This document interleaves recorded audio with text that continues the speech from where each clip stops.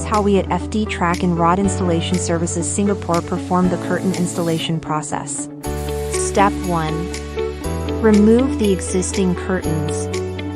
Our team will carefully take down the old curtains to assess the space for the new installation. Step 2. Do the marking.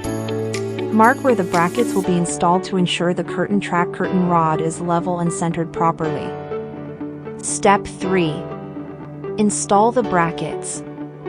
Secure the brackets at the marked points to ensure the brackets are firmly fixed and evenly aligned. Step 4. Attach the curtain track.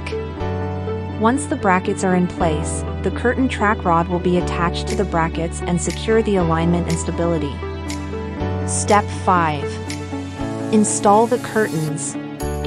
The curtains will be installed to ensure a clean, elegant finish that complements the space while providing functionality such as privacy, light control, and insulation. Check out the difference before and after our curtain installation process. Need reliable and efficient curtain installation services in Singapore? Schedule your appointment via WhatsApp at 82410032.